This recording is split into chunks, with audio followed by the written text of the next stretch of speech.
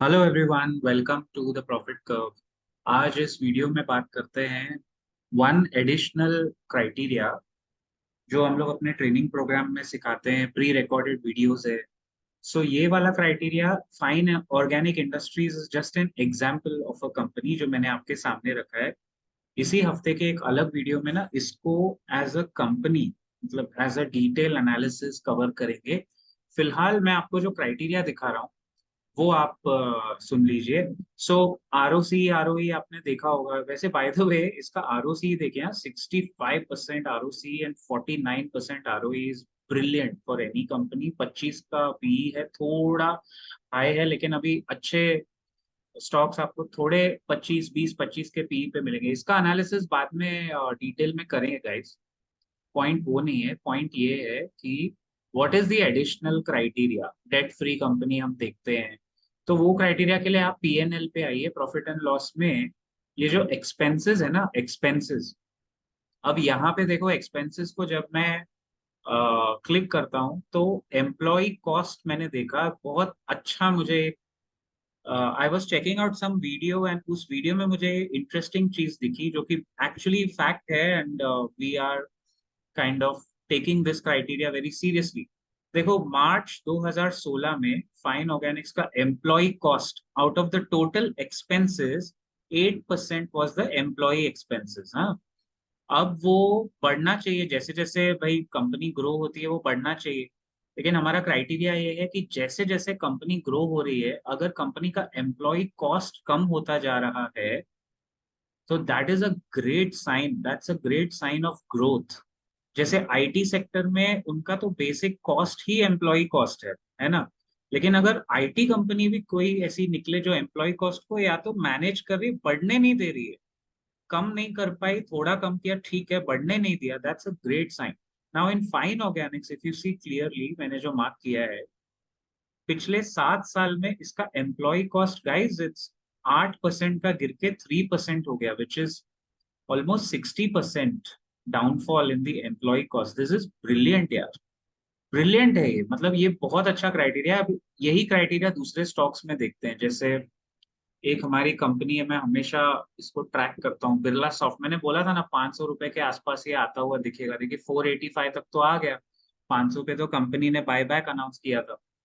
500 एक बार के लिए तो ये टच करेगा उतना पता था। अब थोड़ा हाई पी हो गया, अब इस वक्त इसमें एंट्री थोड़ा डाइसी है। जो SIP के जरिए जमा किए हैं उनके लिए तो ब्रिलियंट है। अब मैं PNL में आ गया बिरला सॉफ्ट के। अब मैं वापस जाऊंगा expenses. Look at the employ cost, 51% था 10 साल पहले, और अगर मैं पिछले 3 4 साल का चेक करूं तो 63%। वही 2016 17 से अगर मैं देखूं 63% से कम होके the way I look at it 59% आया। For a big company, big size mid cap company, अच्छा है, ठीक है, डिसेंट है।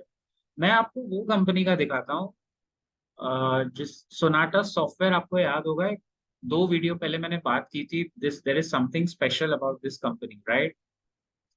अभी इसका, और मैंने उसमें कहा भी था उस वीडियो में कि इसका जो एम्प्लॉय कॉस्ट है वो देखने लायक होगा। देखिए आप इसका एम्प्लॉय कॉस्ट देखिए।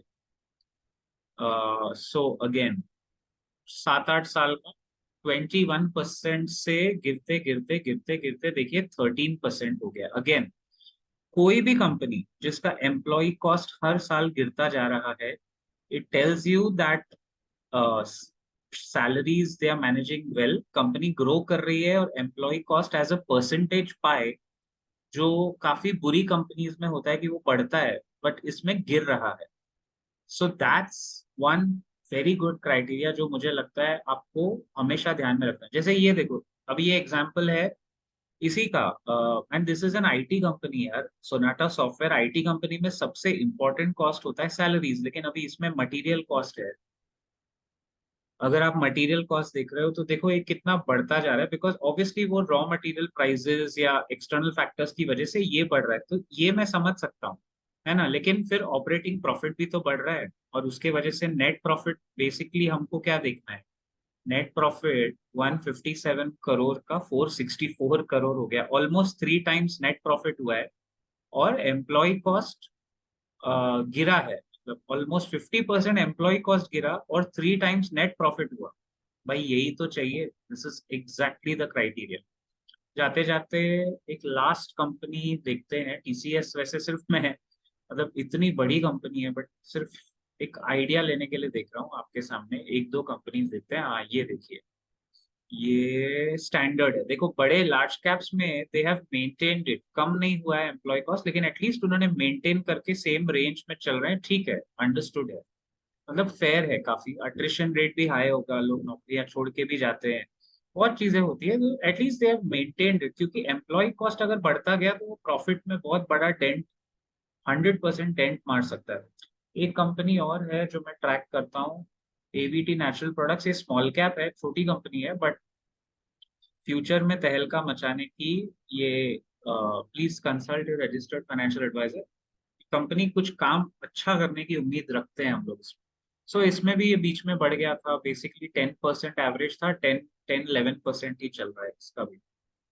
देन अगर एक और हम एग्जांपल देखें आपके सामने, some company which we have been discussing, मतलब नॉट लार्ज कैप में नहीं, बट सैक्सॉफ्ट का देखते हैं, मिड कैप। ये तो स्मॉल कैप है जो अभी मिड कैप बनने की कगार पे है। ये देखिए 3,300 करोड़ की कंपनी है, एंड एनी टाइम इसका एक बार पीएनएल देखते हैं, तो हमें दिखेगा एक्सपेंसेस, एम्प्लॉय कॉस्ट इसका है कंट्रोल में 50, यही मतलब 45, 47, 43 कम हुआ है, देखिए 47 to 44 इज वेरी गुड यार, आईटी कंपनी के लिए एम्प्लॉय कॉस्ट संभालना और साथ साथ अपना नेट प्रॉफिट बढ़ाना, ये देखिए, ये डबल क्राइटेरिया का कॉम्बो मुझे बहुत अच्छा लगा। So that's why this was the criteria.